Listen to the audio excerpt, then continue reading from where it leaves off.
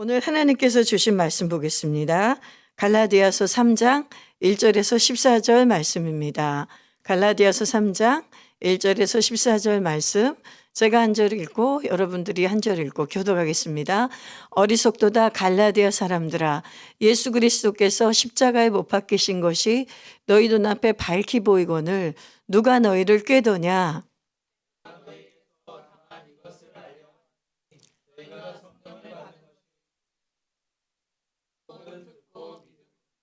너희가 이같이 어리석으냐? 성령으로 시작하였다가 이제는 육체로 마치겠느냐?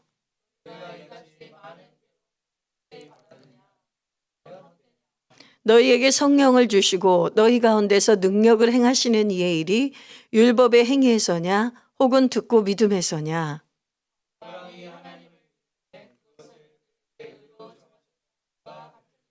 그런즉 믿음으로 말미암은 자들은 아브라함의 자손인 줄 알지어다.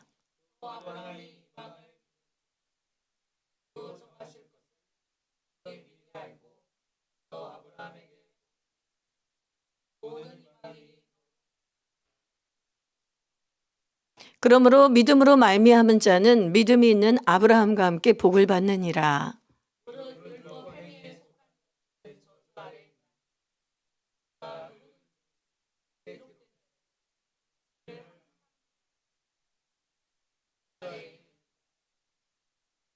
또 하나님 앞에서 아무도 율법으로 말미암아 의롭게 되지 못할 것이 분명하니 이는 의인은 믿음으로 살리라 하였음이니라.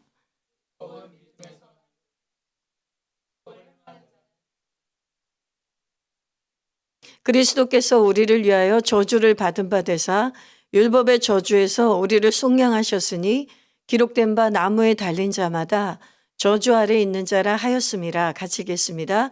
이는 그리스도 예수 안에서 아브라함의 복이 이방인에게 미치게 하고 또 우리로 하여금 믿음으로 말미암아 성령의 약속을 받게 하려 하심이라. 아멘. 네, 오늘 말씀의 제목 같이 읽어보겠습니다. 오늘 말씀의 제목 띄워주세요. 시작. 의인은 믿음으로 살리라. 아멘. 네, 우리 지난주에 이어서 갈라디아서 3장 말씀을 같이 상고해 보려고 합니다. 갈라디아 이 서는 사도 바울이 시작을 할 때 다른 서신서 좀 달라요. 다른 서신서는 사도 바울이 막 사랑의 마음으로 그들에게 평안을 전하고 기쁨을 전하고 내가 너를 위해서 얼마나 기도하고 있는지 모른다. 먼저 이렇게 좀 워밍업이 있거든요. 그러니까 다시 말하면 따뜻한 인사말이 먼저 있은 다음에 이제 사도 바울이 그 빌립보면 빌립보 교인들에게, 데살로니 가면 데살로니가 교인들에게 이렇게 권면하고 싶은 말씀을 권면했단 말이죠. 근데 갈라디아서 1장을 보면 다른 서신서하고 분위기가 너무 달라요. 사도 바울이 그런 인사도 거의 없이 그냥 바로 본론으로 들어가면서 너희가 내가 전한 복음이 아닌 다른 복음을 받으면 저주를 받는다.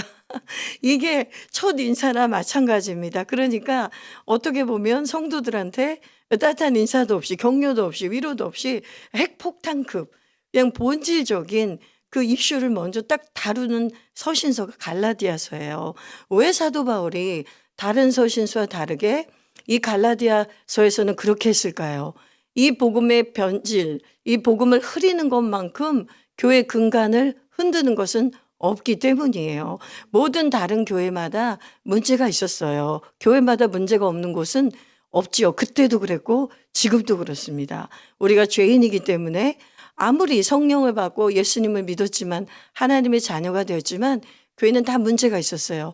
근데 갈라디아 교회는 너무나 중차대한 문제가 뭐냐면 거짓 선생들이 들어와서 사도 바울이 전한 복음, 그 복음이 뭐죠? 하나님의 아들 예수 그리스도가 우리의 모든 죄와 저주를 짊어지고 십자가에서 죽으셨다.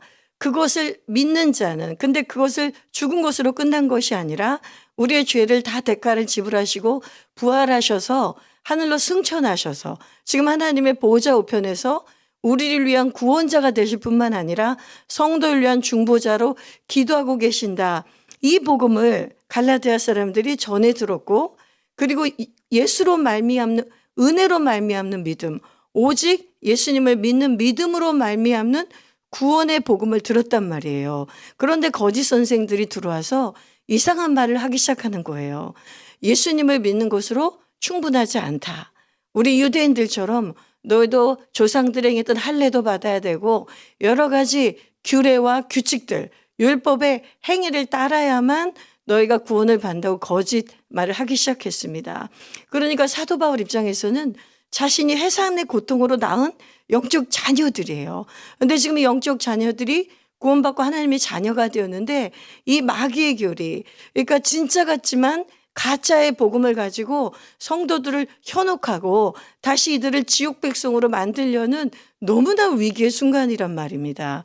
그러니 사도 바울 입장에서는 지금 너희 잘 지내니 나도 잘 지내 뭐 평안한 인사를 할 겨를도 없이 너무나 다급하게 이들에게 들어간 잘못된 그 교리의 바이러스, 거짓 복음의 바이러스를 향해서 빨리 백신을 놔줘야 되는 거예요. 그래서 참 복음이 무엇인지를 지금 강론하는 것이 1장, 2장, 3장에 걸쳐서 오는데 오늘 이 3장이 바로 그 핵심 구절입니다. 그러면서 갈라디아 사람들에게 아주 돌직구를 날리죠. 너희가 이토록 어리석어졌느냐. 너희가 처음 믿었던 그 은혜의 복음을 받았던 그때를 기억하게 합니다. 너희가 예수를 믿고 구원받은 것이 율법을 행위로 말미암아 지금 거짓 교사들이 가르치는 그 율법 교리를 따라서 너희가 구원을 받았느냐? 그래서 너희가 성령을 받았느냐? 아니면 내가 너에게 전해준 예수 그리스도 하나님의 아들, 그 아들에 대한 그 복음의 소식을 듣고 그것으로 감격해서 나를 위해서 죄와 저주를 담당하신 그 아들을 영접함으로 그 아들을 믿고 사랑함으로 하나님과 자녀가 되고 성령을 받지 않았느냐 하고 환기시켜 주는 거예요. 너희가 그래서 지금 성령으로 시작했는데 육체로 마치려냐. 이 말이 뭐냐면 너희는 은혜로 말미암는 그 복음을 듣고 성령으로 지금 하나님이 너희를 이끌어가고 계시는데 구원을 완성하고 계시는데 너희가 만약에 다시 율법의 행위를 따라서 내가 전한 복음이 아니라 다른 복음을 따라간다면 너희들은 육체로 마친 자가 될 것이다. 다시 말하면 구원받지 못한다는 겁니다. 자, 여러분 여기에서 우리가 오늘 우리는 뭐 율법의 행위를 따르지 않는데요. 우리 얘기가 아닌 것 같은데요.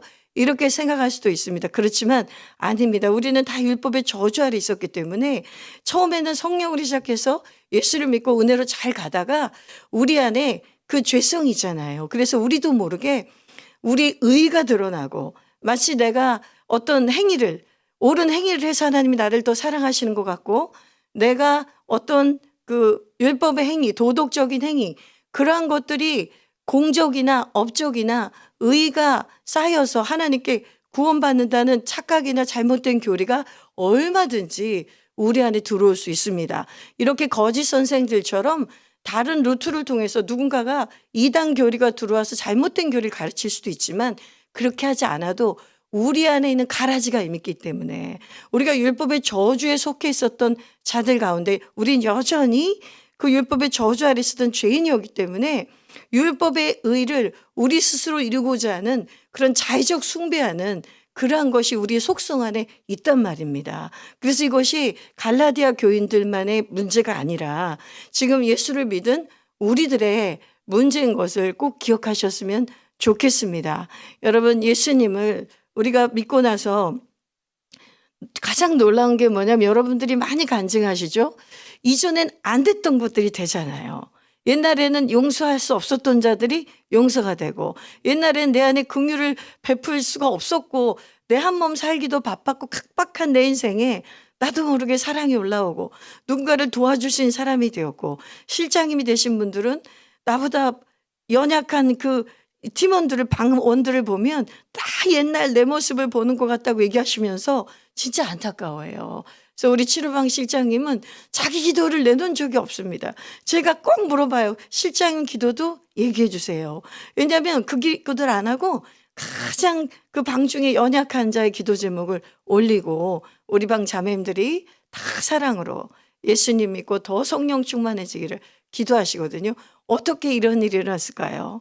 그것은 우리 안에 의가 아니라 우리 안에 들어오신 성령 때문에 우리가 예수님을 믿고 성령이 우리 안에 들어오셔서 성령의 능력을 나타내시기 때문에 여러분을 통해서 성령의 능력이 사랑으로 드러나는 거예요. 성령의 능력이 섬김으로 드러나는 거예요. 성령의 능력이 새벽마다 일어날 수 있는 그 피곤함을 이기고도 일어나서 이 줌 앞에 서서 이 핸드폰 앞에 서서 기도할 수 있는 그 능력이 우리가 예전처럼 율법 행위를 지켜야 우리가 신이 나한테 복을 준다. 비나이다 비나이다 이게 아니라 우리 안에 들어오신 성령이 그 능력이 우리에게 이 일을 자발적으로 하게 한다는 말입니다. 여러분 율법은 좋은 것이에요. 그런데 왜 율법을 저주 아래 있다고 말할까요? 여러분 이 말이 좀 모순이라고 느껴지지 않습니까? 구약에 하나님께서 율법을 주셨죠. 그런데 보세요 여러분, 율법은 모세를 통해 주셨어요. 출애굽을 시키면서 요즘 우리가 출애굽기를 읽고 있는데 출애굽을 시키면서 모세란 지도자를 통해서 신의 산 하나님이 율법을 주시기 시작했단 말이에요. 그런데 모세가 율법을 하나님께 받기 전에 430년 전에 창세기 15장에 보면 한번 띄워주시겠어요? 띄워주세요. 말씀을 띄워주세요. 창세기 15장 6절의 말씀 우리 같이 읽어봅시다. 시작. 아브라함이 여호와를 믿으니 여호와께서 이를 그의 의로 여기시고. 아멘. 하나님은 율법이 있기 전이나 율법을 주셨던 모세 시대 이후의 이스라엘 백성들이나 오직 의인은 믿음으로만 살도록 하나님은 그렇게 지어 놓으셨습니다. 하나님이 받으시는 것은 우리의 믿음인 것이지 우리의 율법을 지키는 것으로 구원받을 수 없다고 성경이 말하고 있는 거예요. 여러분 그래서 율법을 주신 것은 아브라함 시대는 율법이 없었잖아요. 그런데 하나님은 아브라함을 택하시고 이스라엘의 조상으로 삼으시고 오늘 본문을 보니까 이스라엘의 조상인 것뿐만 아니라 모든 믿는 자들의 조상으로 삼으셨잖아요. 유대인들은 자신들만이 독식했죠. 우리 아브라함은 우리의 조상이다. 어떻게 감히 개와 같은 이방인들의 조상으로 같이 공유할 수 있는 거는 상상할 수도 없을 거예요. 그러니까 이 복음 앞에서 유대인들이 그토록 사도 바울을 핍박했던 거예요. 그런데 사도 바울이 뭐라고 얘기하냐면 하나님이 먼저 아브라함에게 복음을 전했다는 거예요. 오늘 본문에 이렇게 나와 있어요. 하나님 먼저 아브라함에게 복음을 전해서 아브라함이 하나님을 믿음으로 의롭다함을 여김을 받는 의인이 되게 하셔서 이 모든 믿는 자들의 조상이 되게 하셨는데 그게 뭐냐면 하나님 앞에 의롭다함을 여기려면 하나님을 믿는 것밖에 없다. 하나님을 경외하는 것밖에 없다. 그래서 아브라함을 믿음의 조상으로 삼으셨다고. 아브라함에게 먼저 복음을 전해서 모든 이방인도 나의 의가 미칠 수 있도록 하셨다고 말하고 있어요. 그런데 아브라함 시대나 모세 시대는 예수 그리스도가 아직 오시지 않았죠. 예수님이 오시지 않았고 하나님이 완성되지 않았지만 율법을 통해서 제사법을 통해서 예수님의 피를 대신할 수 있도록 양과 소와 그다음에 모든 염소나 이런 짐승을 죽여서 죄를 그 짐승에 전가시키고 나의 죄 대신에 그 짐승이 피를 흘리게 하심으로 결국은 오실 메시아 예수 그리스도가 우리를 위해서 대속해 주시고 피를 흘려주시는 그 사건을 하나님은 율법 속에 넣어주신 거예요. 그런데 그건 아직 완성품이 아니라 오실 메시아를 기다리게 하고 메시아를 기다렸습니다. 유대인들은. 그리고 하나님을 믿음으로 의롭다함을 여김을 받은 거예요. 여러분 율법을 받은 이스라엘 율법 시대에도 수많은 선지서를 보십시오. 에레미야서나 에스겔이나 스가랴나 우리가 말라기나 수많은 선지서를 보면 하나님이 그들이 드렸던 율법의 행위를 받지 않겠다고 하신 말씀이 허다합니다. 왜냐하면 너희가 율법의 행위는 있으나 종교적인 외식은 있으나 너희의 심령 속에 나를 믿는 아브라함 같은 믿음이 없기 때문에 구원받지 못한다고 말하는 거예요. 여러분 그래서 율법으로는 구원받을 수가 없는 것입니다. 율법은 성경에서 오늘 얘기하기를 이렇게 표현하고 있어요. 너무 좋은 사도 바울이 하나님께 계시를 받아서 가르쳐 준 것이죠. 갈라디아서 말씀 한번 볼까요? 3장 23절에서 24절의 말씀 보겠습니다. 갈라디아서 3장 23절 24절 같이 읽어볼까요? 믿음이 오기 전에 우리는 율법 아래 매인 바 되고 계시될 믿음의 때까지 갇혔느니라. 이같이 율법이 우리를 그리스도께로 인도하는 초등교사가 되어 우리로 하여금 믿음으로 말미암아 의롭다함을 얻게 하려 함이니라. 아멘. 사도 바울은 지금 율법을 어떻게 얘기하냐면 초등교사로 비유하고 있습니다. 사도 바울의 그 당시에는 이 제도 중에 귀족들이라는 사람들에게 자신의 진짜 자녀를 어렸을 때 가르칠 수 있는 초등교사가 있는 제도가 있었습니다. 그래서 그 초등교사를 통해서 자신의 자녀가 성인이 될 때까지는 이 초등교사가 이 자녀의 후견이 되고 스승도 되고 이 사람의 모든 한마디로 멘토가 돼서 가르칠 수 있도록 해줬어요. 그럼 처음 그 아이가 어렸을 때는 마치 초등교사가 더 우위에 있는 것 같지만 그렇지 않죠. 초등교사는 엄연히 그냥 종으로서 그 주인이 자신의 그 자녀를 가르칠 수 있도록 일시적으로 시간을 준 교사에 불과합니다. 그런데 이 초등교사가 이제 이 아들이 자라서 성인이 되면 초등교사가 더 이상 필요가 없어지는 거예요. 이 아들이 성인이 되면. 그럼 이 아들은 성인이 이 집안의 모든 상속권을 가지고 또 아버지를 이어서 경영을 하고 그것을 운영을 하는 것이죠. 그 가정을. 그런 것처럼 사도 바울이 지금 율법을 뭐라고 얘기하냐면 우리들에게 예수님께로 인도하기 위한, 왜냐하면 이 율법이 없으면 우리가 죄가 죄인지를 알지 못합니다. 죄가 죄인지를 몰라요. 죄가 죄인지를 알려주는 역할을 게 율법이에요. 초등교사가 그 진짜 아들에게 이렇게 삶은 이렇게 살아야 되고 공부를 가르치고 이렇게 해야 된다 양육을 하는 것처럼, 하지만 그 초등교사에게는 어떤 그 주인의 권리를 가질 수 있는 권리가 없잖아요. 율법이 그렇다는 거예요.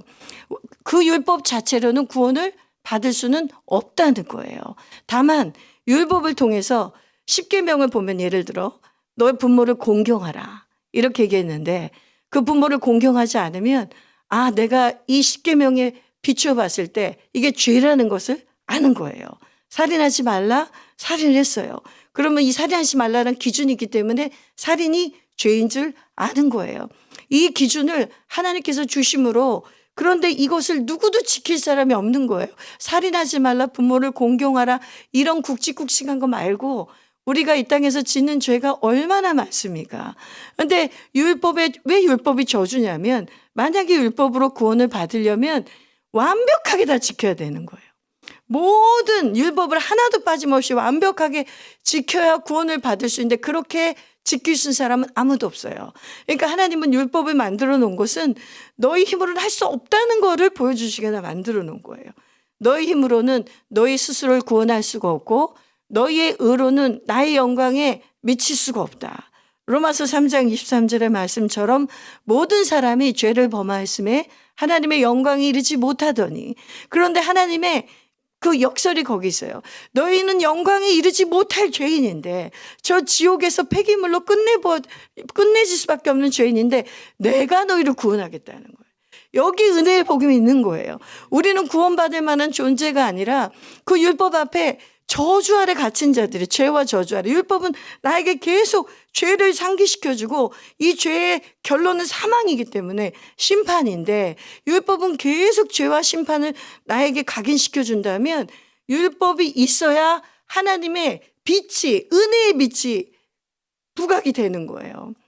우리 힘으로는 구원받을 수 없는데 하나님께서 하나님의 아들 예수 그리스도를 이 땅에 우리에게 보내주셔서 우리를 믿기만 하면 구원하시는 은혜를 주셨구나. 그걸로 끝난 게 아니라 성령을 주신 게 중요한 거예요. 성령의 약속을 이루려 하심이라. 그래서 오늘 여기서 우리가 놓치지 말아야 될 건 뭐냐면, 여러분, 우리가 이제 율법이 아니라 행위가 아니라 우리는 예수님의 십자가의 복음, 부활의 복음을 믿음으로 구원받는구나. 이걸로 끝나면 안 되고 그 예수를 믿음으로 말미암아 약속된 성령이 우리 안에 와서 이제 율법의 요구를 이룰 수 있는 자가 되었다는 것이에요. 아멘. 그래서 이전에는 우리 힘으로는 도저히 안 되던 것들이 우리가 예수 믿고 말씀을 배워가며 성령이 점점점 충만해지면 우리가 할 수 없는 놀라운 일들을 하게 됩니다. 정말 우리가 마태복음에서 5장, 6장, 7장의 산상순을 배우면 원수까지 사랑하라는 말씀, 오리를 가자 그러면 십리를 가자는 말씀. 속옷을 달라면 겉옷을 달라면 속옷까지 주라는 말씀. 오른뺨을 때리거든 왼뺨을 대라는 말씀. 너희들을 모욕하고 욕하면 내 이름 때문에 너희가 욕을 얻고 박해를 받으면 기뻐하고 즐거워하란 말씀. 너희가 구제를 하더라도 은밀히 하란 말씀. 외식하지 하지 말라는 말씀. 우리가 보기에는 도저히 이룰 수 없는 최고의 기준. 저거는 예수님이나 할 수 있지. 예수 신의 아들이나 할 수 있는 거지. 우리의 힘으로는 도저히 할 수 없다고 여겨지는 그 말씀을 예수님은 하라고 했단 말이에요. 그러니까 그것은 율법보다 더 어마어마한 거예요. 하나님이 우리에게 주신 율법은 그거에 비하면 너무나 기초적인 단계예요.